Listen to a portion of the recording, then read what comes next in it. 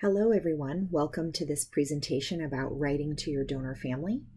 This information is being provided by the Donor Family Aftercare Department at OneLegacy. We created the presentation to provide guidance and direction to transplant recipients and transplant center staff and anyone who would like to learn about our donor family and recipient communication process. Please keep in mind that although we share many best practices with other organ procurement organizations, these practices talked about in this presentation may not apply if a recipient's donor family is not associated with OneLegacy. So let's begin. For those of you who are not familiar with OneLegacy, this is a brief overview. OneLegacy is one of the 58 federally designated nonprofit organ procurement organizations, or what we call OPOs, in the United States, and we are one of 4 OPOs in California. We facilitate organ, eye, and tissue donation, and in 2018, our service area covered 21 million people and 7 counties, and the outline in blue shows the counties that we cover: Kern, Santa Barbara, Riverside, Orange, Los Angeles, Ventura, and Santa Barbara. I believe I said that already, but that's okay. Even if a transplant takes place in these 7 counties, the donor family may not have come from these 7 counties, and we only have contact with the donor families who worked with OneLegacy out of these 7 counties. We basically are a bridge that links the hospitals who are focused on saving life with the transplant centers who are also focused on saving the life of their transplant patients waiting on the waiting list. However, we only get involved once the hospitals have done everything possible to save the life of a patient and nothing else can be done and the patient has died. What this means is that once a deceased donor becomes identified, we serve as the bridge between that donor and their donor family and recipients and their recipient family. This is the OneLegacy mission statement. OneLegacy saves and heals lives through organ, eye, and tissue donation. We comfort the families we serve, and we inspire our community to donate life. Now, this particular phrase is most of the work that the Donor Family Aftercare team is focused on, comforts the families we serve. But we find that when we comfort families well, they tend to tell their stories and share their stories, and they inspire our community to donate life, which then can in turn lead to, if a new donation opportunity arises, OneLegacy can save and heal lives through organ, eye, and tissue donation. Let's talk a tiny bit about the Donor Family Aftercare services. We have a mailing program for our families. If they want to hear from us, they receive letters of support and grief literature at different times over the course of 2 to 3 years. We have counseling services for free if they can get to us in person in Los Angeles, Orange, or Redlands. We can offer those in-person counseling sessions, but we also offer phone grief support to a family that lives anywhere in the world. We have monthly grief support workshops in Los Angeles, Redlands, and Orange. Again, those are free of charge.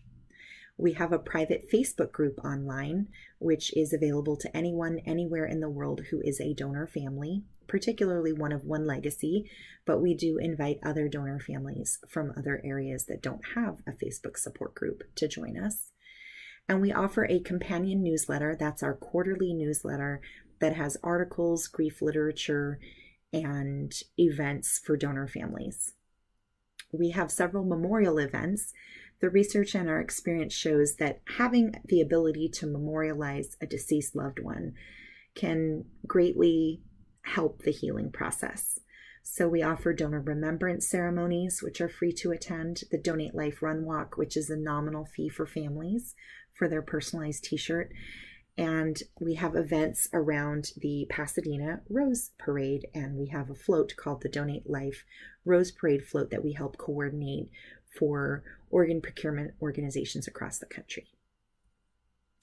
Lastly, a family who wants an update on how their recipients are doing or how their loved one's tissue donation was used to help others, that is something our aftercare team does.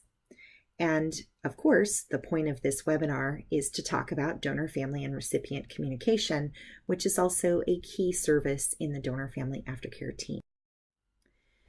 First, before we get into the details, we want to go over some of the common misconceptions and clear them up.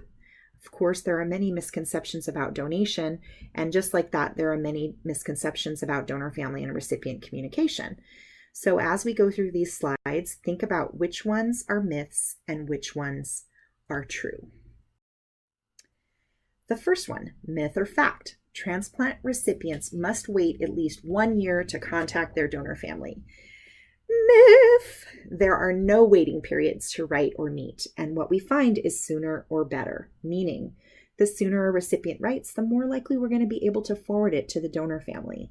We do recommend writing sooner than later because it can become more difficult for us to have up-to-date contact information for the donor family as time passes. People move and things happen, and life can be precarious. So please write sooner rather than later. Myth or fact, it is better to be anonymous in the first letter to the donor family. Fact. Despite your meaningful connections to your donor family, you are communicating with them as a stranger, and they're a stranger to you, so please proceed with caution. What we mean by this is we encourage anonymity in the first contact for a couple of reasons. Number one, with internet and social media, it's so easy to be found if you're not ready to be found.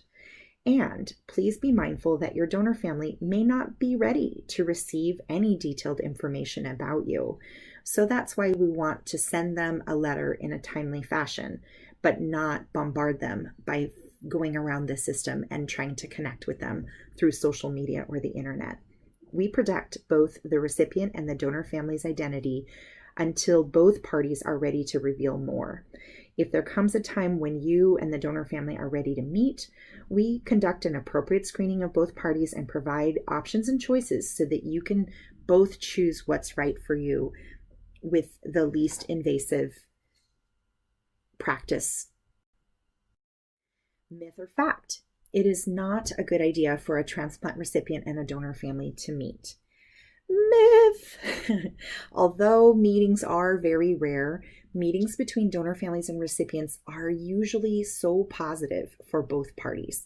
99% of the time, people talk about wishing they would have met sooner or being very grateful that they did meet.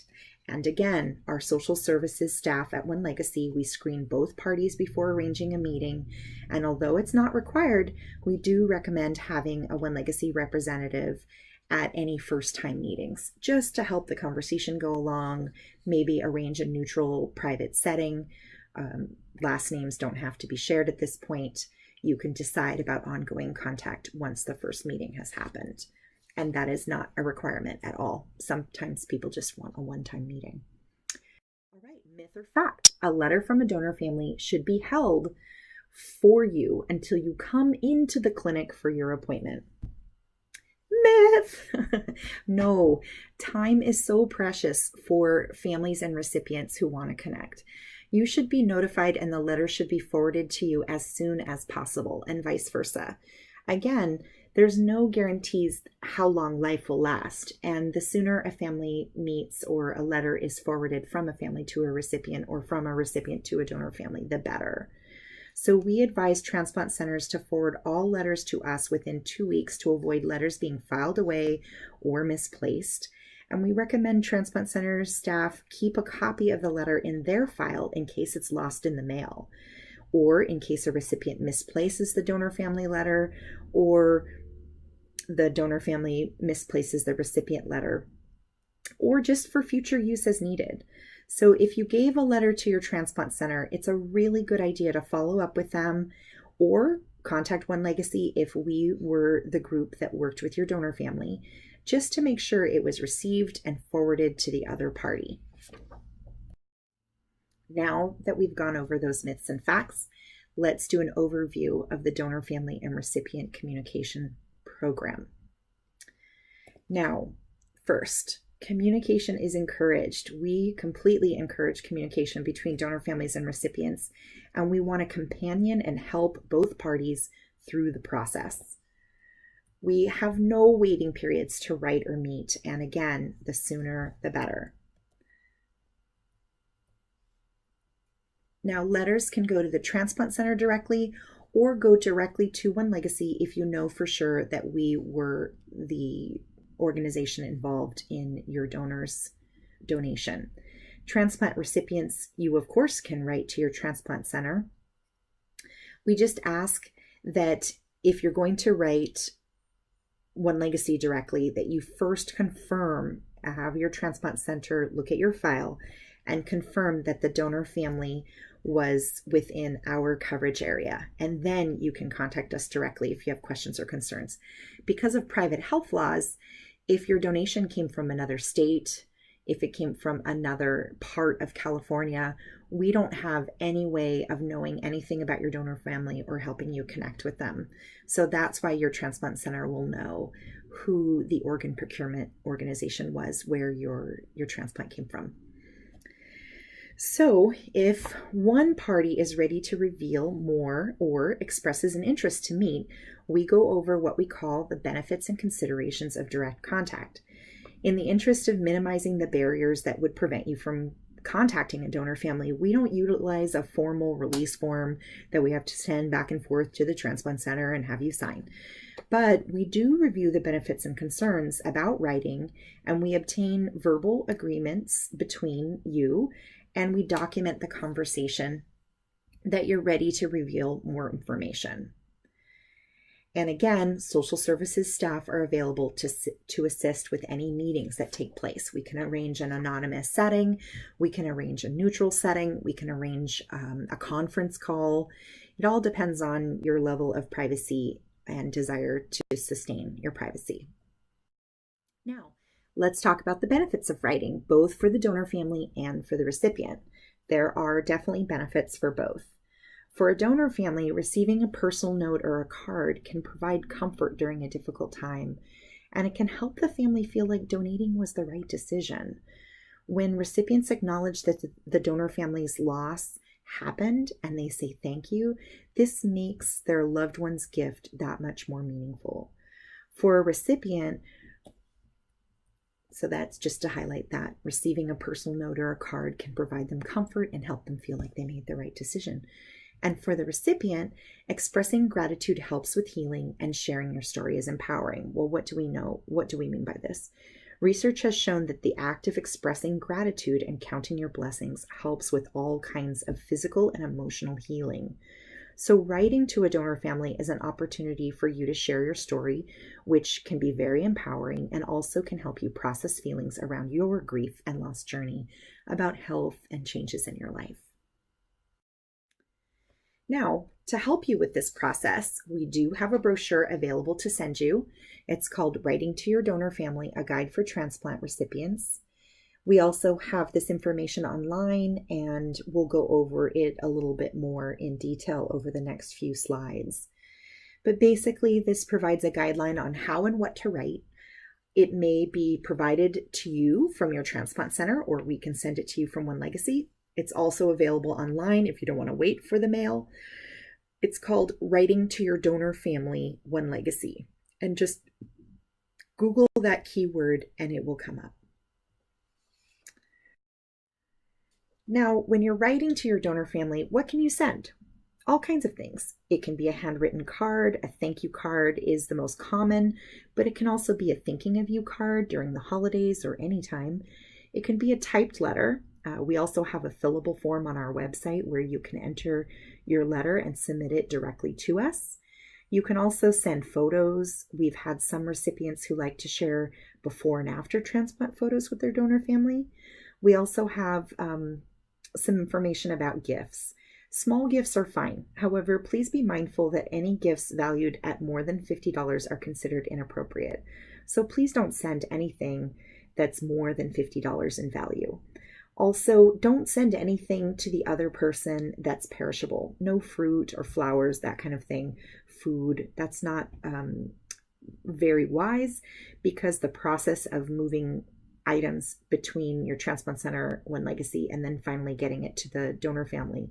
In that time frame, those items can go bad, and we would not want to send those on.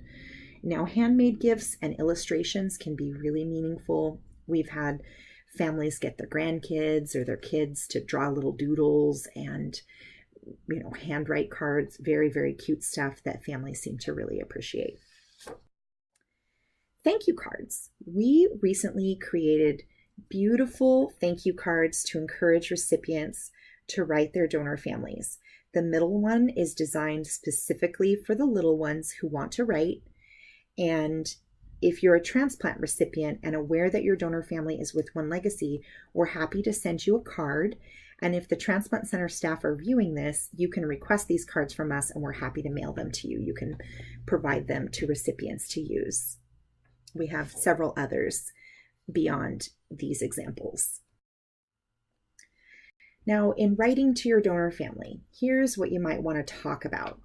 Talk about your transplant experience. Now, we do want you to use simple language. You want to use language that can appeal to all age groups and all backgrounds. You also want to keep in mind that your donor family's primary language may not be English, and you want to avoid too many medical details because we may need to translate that. You want to recognize that the donor family's generosity or the donor's generosity, and you want to thank them for their gift. You also want to offer some sort of condolences. You also might find it meaningful, and they definitely seem to find it meaningful, if you describe the impact of your transplant on your family. Like, explain what your health was like before the transplant and how it is now. Share events that have happened in your family's life since your transplant that you're grateful you were able to participate in. In closing your letter or your card, you want to review your letter for any identifying information. Identifying information includes full names, birth dates, contact information such as addresses, emails, phone numbers, social media information, city of residence, hospitals, schools, doctors' names, the place of your employment. We do recommend that you stay anonymous in your first letter to the donor family, since you don't know whether the donor family is ready to receive detailed information about you. Plus, it could help them find you if you want to remain anonymous. However, if you feel like including it, just know that we're going to reach out to you and cover the benefits and considerations for direct contact. Now, you want to include a separate piece of paper if you're mailing your letter in or emailing your letter in. You want to include information that's separate, that's got your full name, the date of your transplant center, and your contact information, preferably your phone or your email. We don't necessarily need your address, but your address is great too. This will help us contact you if we have any concerns or questions or difficulty forwarding your letter. Now, you want to give your letter to the social worker at your transplant center or mail it directly to OneLegacy so that staff can contact you. Again, the only reason why we're asking for your contact information is so that our staff can contact you with questions or concerns. That's why we want it on a separate piece of paper. And we won't be including that information when we send it on to your donor family, so you don't have to worry about that. You want to place any items that you mail to us in another envelope, and that way we can have it all together and it's not separated. And again, you can send it to your transplant center or directly to OneLegacy if you're certain that your donor is connected to OneLegacy. All right, now some common questions. People often want to know what happens to my letter. So first, the transplant center will forward your letter to OneLegacy's Donor Family Aftercare team or to the other organ procurement organization connected to your donor family. Remember, not all organs that are transplanted in Southern California are actually from OneLegacy. For example, kidneys, sometimes liver, sometimes even heart or lungs can come from Northern California or Arizona. Kidneys can come from as far away as New York. So you want to make sure that OneLegacy actually is the organ procurement organization involved, and your transplant center can tell you this. Now, the process can take weeks or months depending on your transplant center. Again, we encourage any transplant center to forward once they make a copy of your letter to keep it on file in case it's lost in the mail, we ask them to scan it and email it to us at familycare@onelegacy.org with your information, or mail it to us. Now, a member of the Donor Family Aftercare team reviews everything to ensure confidentiality, and the staff person will then contact the donor family to inform them that a letter has been received from a recipient.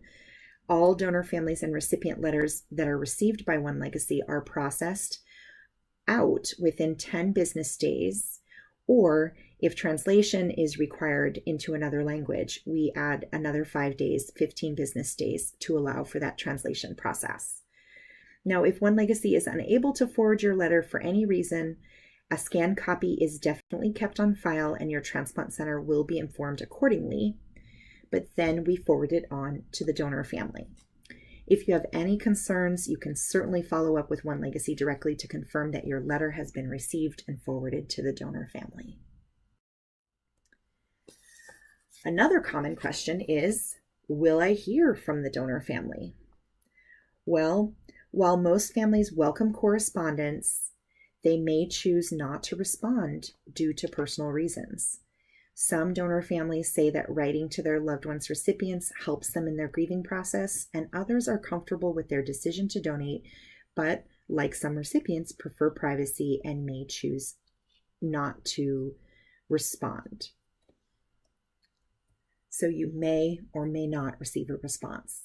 Again, most families welcome correspondence, but some may choose not to respond, and some families move and cannot be contacted. That's why it's so helpful for us. The sooner you write, the more likely we're able to move it forward. Now, can I ever meet or correspond directly with the donor family? Absolutely. Now, it is rare, but it is a possibility as long as both parties are agreeable to the direct contact and they are aware of the benefits and considerations. And of course, we have to be able to find both parties. So meetings are a result of someone having initiated writing a letter, typically. And if you're interested in meeting your donor family, we encourage you to write a letter to your donor family expressing your interest to meet. But honestly, because it's so rare and as time goes on, it's difficult to meet. If you've had your transplant more than a year ago, please just call. Don't worry about writing. Just call the organ procurement organization involved and express an interest in meeting your donor family. This will move it along a lot faster. We do tend to like to encourage writing within the first year, but if you would like to meet and it's been more than a year, help us by contacting us and letting us know. Now, here's an example of a letter from a recipient. Your letter doesn't have to look like this, but this is one that we really felt was helpful. Dear donor family, we don't really know how to thank you other than to say thank you. And hey, that's fair, right? We're truly sorry for your loss, and we understand how much your loved one meant to you. My mother is alive thanks to your generosity. So this is a daughter writing on behalf of her mother. But she's more than my mother. She is my sister's mother and my brother's mother. She is a grandmother to my nephew and my nieces. She is a sister to my uncle. And in short, she's someone whose life means so much to so many, and she is alive because of your gift. We are so very grateful. We thank you from the bottom of our hearts. With love, kindness, and sorrow for your loss, our family. So you can see this family decided to keep it general. They decided to keep it short and brief, which we do recommend in your first letter. They also decided to keep it anonymous. Now, your letter doesn't even have to be as long as this. Even a thank you card or a thinking of you card signed by you means a lot to a family. So sooner is better than later, and simpler is better than nothing at all. Okay? So a letter can be very general but meaningful. If you still need to talk about this or get more information, you can go online to our website, onelegacy.org. You can Google keywords, contacting your donor family, OneLegacy, and it'll take you right to the information page. Or feel free to contact us. Our Donor Family Aftercare team is really great at helping people through these hurdles. Our number is 800-423-7220. If you leave a message for us, we're only in Monday through Friday, but if you leave a message for us, We make every attempt to get back to you within 1 business day. You can also email us at familycare@onelegacy.org.